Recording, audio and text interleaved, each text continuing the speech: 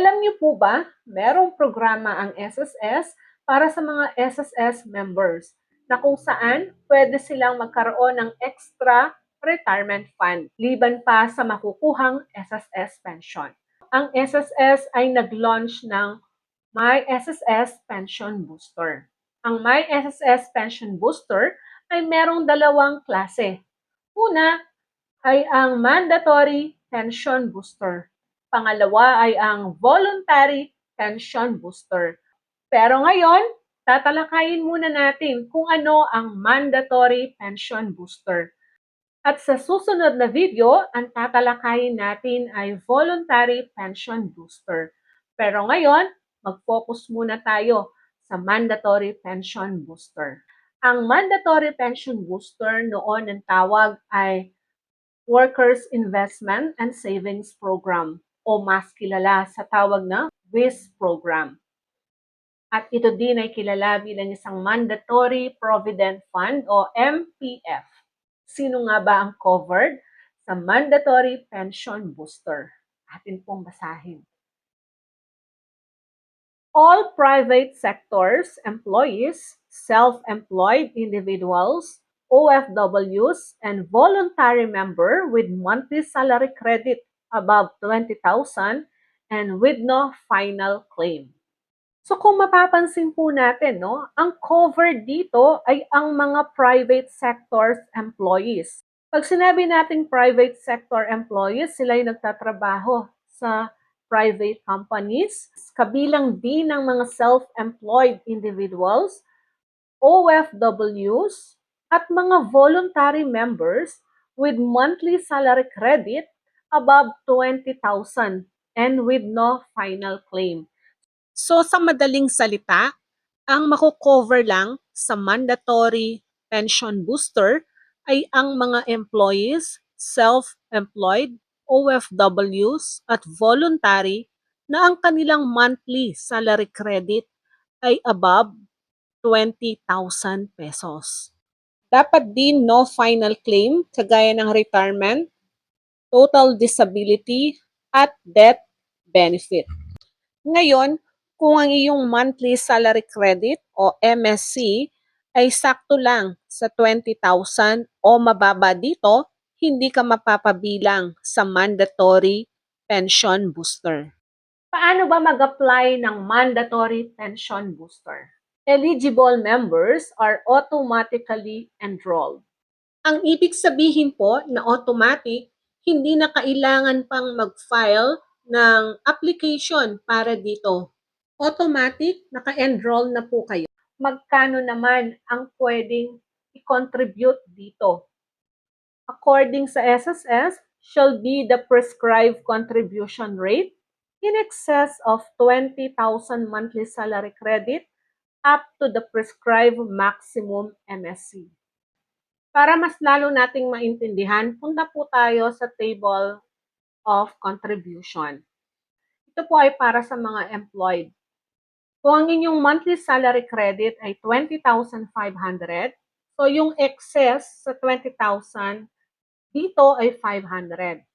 Sa 500, kukunin natin yung 10% dahil po yan ang magiging share ng employer ninyo.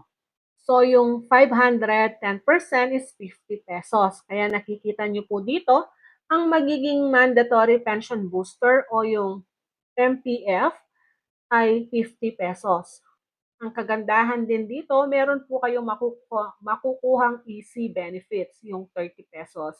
So total, ang babayaran ng employer ay 2,080 pesos. At share po ninyo bilang isang employee ay 1,000. Meron din kayong babayaran na mandatory pension booster. Sa 500, kukunin natin yung 5% dahil yan po ay para sa mga employee na dapat bayaran nila ang kanilang mandatory pension booster o MPF na 5% excess sa 20,000 MSC. So, 25 pesos MPF or mandatory pension booster. Ang total ay 1,025 pesos ang babayaran ng employee na contribution. So pag pinagsama lahat ng contribution ninyo, ang babayaran dito ni employer at ikaw, ang magiging SSS contribution mo, si employer at ikaw ay 3,105 pesos. Ang total na mandatory pension booster mo ay 75 pesos. Kasi 50 sa employer at ikaw naman ay binayaran mo ng 25 pesos.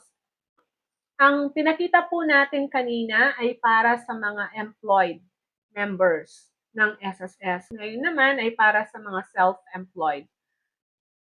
Like for example, sa self-employed, 20,500 ang kanyang MSC. Ano ba yung excess sa 20,000?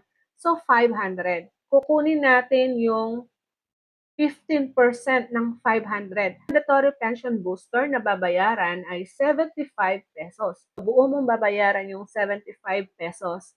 Unlike sa employed, yung 50 sa employer kasi for 10%, and then 5% sa employee. So, bilang self-employed, kayo po ang magbabayad ng 15% ng 500. Ano ba yung 15% ng 500? 75. So, ang total na contribution mo na babayaran ay 3,105 pesos.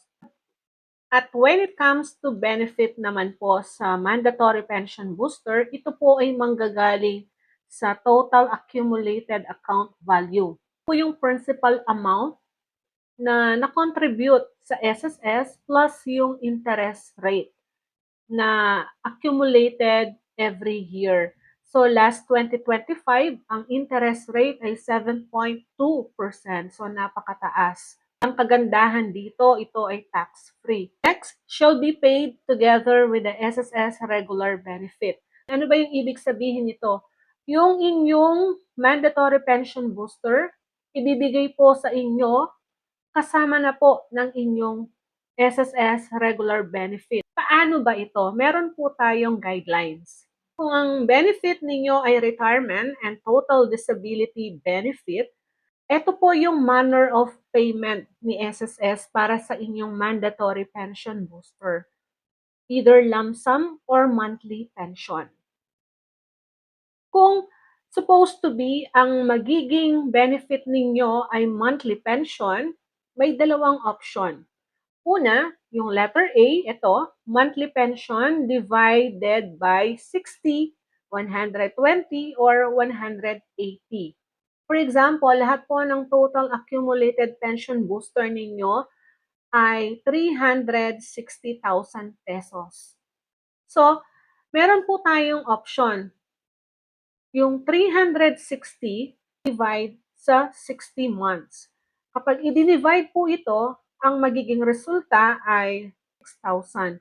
So kung napili ninyo yung 60 months, ang ibibigay po aside sa nakukuha ninyong monthly pension galing sa SSS, so since meron nga po kayong mandatory pension booster, additional 6,000 per month. Halimbawa, kung ang nakukuha mong regular monthly pension sa SSS ay 15,000.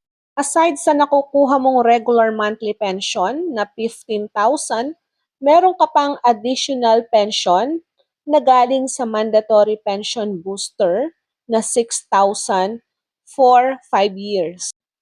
So lahat-lahat, ang pwede mong makuhang pension ay 21,000 pesos. 15,000 para sa inyong regular pension at 6,000 para sa mandatory pension booster. Ang 6,000 na po ito per month ay makukuha ninyo hanggang 5 years. Meron naman po kayong another option, 120 months.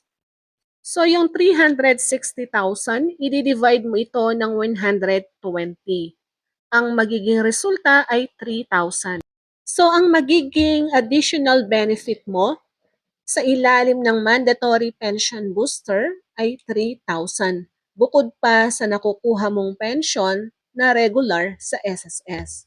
Halimbawa, kung ang regular monthly pension mo sa SSS ay 15,000 pesos. Under sa mandatory pension booster, makakakuha ka ng 3,000 pesos monthly hanggang 10 years. So, ang total na makukuha mo na pension ay 18,000 pesos. Sa regular pension ay 15,000, under sa mandatory pension booster ay 3,000. Meron din naman 180 months. So, kung i-divide mo yan sa 180, so 2,000 per month. Hanggang 15 years, marireceive mo yung 2,000 per month.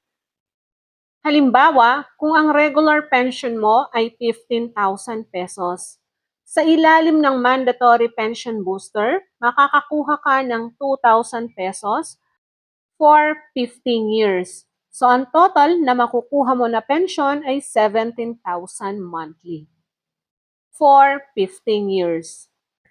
Next po, may option naman na letter B, combination of lump sum not to exceed 50% of the total accumulated account value and monthly pension divided by 60, 120, or 180. So, pwede naman pong kumuha ng lump sum. Pero kailangan hindi po siya sosobra sa 50% ng inyong total accumulated account value. Like for example, kung ang inyong mandatory pension booster, lahat ng interest plus principal, meron po kayong total na 360,000 pesos. So, pwede nyo pong kunin yung 50%. Basta hindi po sosobra sa 50%. Like for example, gusto nyong kunin ay 40% bilang isang lump sum. Magkano ba yung 40% ng 360,000 pesos? Ay 144,000. So, yung 144,000 na yan, so pwede po ninyong i-lump sum. Basta pwede po kayong kumuha ng lump sum dito, hindi lang sosobra sa 50%. So, yung natitira po sa 360,000, yan po ang i-divide ni SSS sa 60, 120 at 180. For example, yung 360,000 minus 144,000. So, yung 144,000 na lump sum na po ninyo ito, ang natitira dito ay 216,000. Bali po, ang natitirang pension booster na mandatory ay 216,000. Ito po ang i-divide natin sa 60, 120, or 180. Option nyo po ito kung ano ang pipiliin ninyo sa tatlo. Halimbawa, kung ang pipiliin ninyo ay 60, 216,000 divided by 60, ang resulta dito ay 3,600. Kung ang pipiliin naman ninyo ay 120, 216,000 divided by 120, ang sagot ay 1,800. At kung pipiliin mo naman ay 180, 216,000 divided by 180, ang sagot ay 1,200. Yan po ang manggagaling sa mandatory pension booster. Nakasama sa ibibigay sa inyong regular monthly pension. Kung ang regular monthly pension mo ay 10,000 monthly at ang pinili mo ay 60.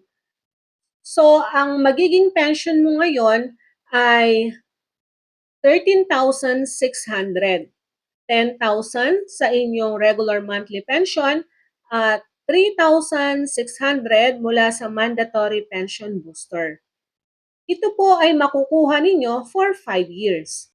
So kung napili po ninyo ay 120, ang mandatory pension booster ninyo ay 1,800. So ang makukuha ninyong total pension monthly ay 11,800. So good po ito for 10 years. Ngayon, kung ang napili ninyo ay 180, so bali ang magiging mandatory pension booster ay 1,200. Ang total na magiging monthly ninyo ay 11,200. 10,000 para sa SSS regular pension at 1,200 para naman sa mandatory pension booster. Good po ito for 15 years. So, yan po ang magiging structure ng inyong makukuhang benefit sa mandatory pension booster. Option po ninyo yan. Pero kung ang inyong total accumulated account value sa mandatory pension booster ay less than 100,000, ito po ay ibibigay ng lump sum ni SSS sa inyo.